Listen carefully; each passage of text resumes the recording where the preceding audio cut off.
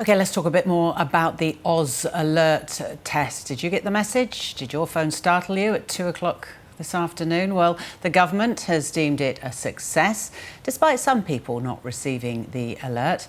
Let's talk to Professor Daswin De Silva, who is co-director of the AI Institute at Trobe University. He joins us now from Melbourne. Welcome to you. Do you think the government's right to be pretty happy with how it went? Thanks for having me, Lorna. I think so, yes. The test was broadly successful.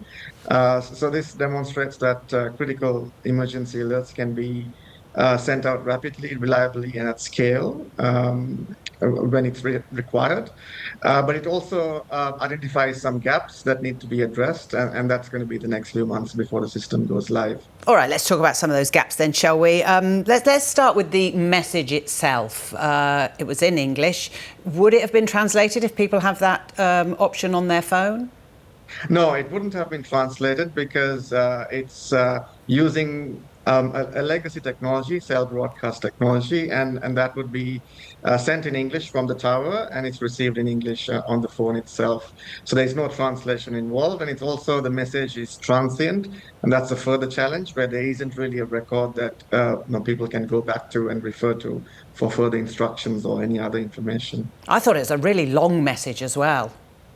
That's true. Yeah. Well, you'd want actionable information when there is an emergency, and this speaks to one tool in a collection or in a toolkit where there has to be adjunct systems, maybe the SMS or online or even loudspeakers that communicate further actionable information of what needs to be done next. So that needs to be further reviewed by the different agencies. What did you make of the sound? Caught your attention, didn't it? Yes, I was on campus and everyone's phones just blurted it out. So it does catch attention and it's serving its purpose. And this is built into the phones, which is really good. This technology has been around since 2010s and has been adopted by other countries. So we're sort of a late adopter, but we're doing this now. So that's really good. Professor, why did some people not get it then? Yes, so there's two real technology pieces. So it could be the network or it could be the devices. So on the network end, the individual might be in transition between towers, or there might be poor connectivity to the tower, or you have the edge of connection. So these could be some of the reasons where the message was not delivered to the phone, or it could be on the phone, the device itself, where there's not been firmware updates, or it's a jailbroken phone, or there's hardware issues in the phones. So it's probably good practice for those who didn't receive the message, but they have a compatible device. They should get their phone checked out to make sure it's operating properly. As I say, the government was pretty pleased with how it went. 94% of targeted cell towers did what they were required to do. That's above what is expectation. So what aspects of this system now might the government improve on, if any?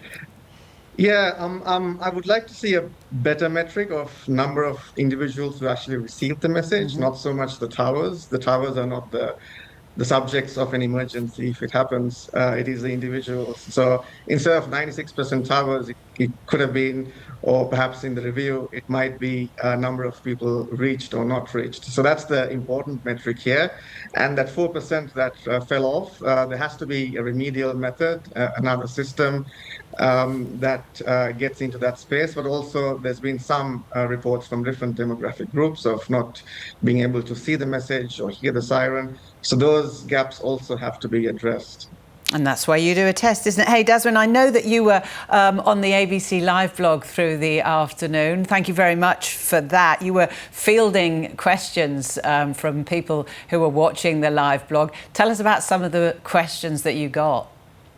It was a diverse set of questions. Some of that was related to language and how the phone's set up. And if the phone had dual SIMs, would I receive two messages? And there was one person who was landing at 6:30 p.m. and they were concerned if the whole flight was going to blow out in sirens once they've landed, if the message is going to linger around. Another one was related to if this system can be hacked, which is a credible reason to be concerned about, because it's not so much the cell broadcast technology, but the alerting system that sits on top of it. Because there was a nice example that's been mentioned in the media. In Hawaii, there was a false alert sent out about a potential missile attack on the island. So any technology can be hacked, and it's up to many layers of security to make sure that it's safely used and maintained. So it was quite a diversity, and I think the message itself was successful, but also the testing itself brings the community together to ask these questions and engage with media, with experts, and each other.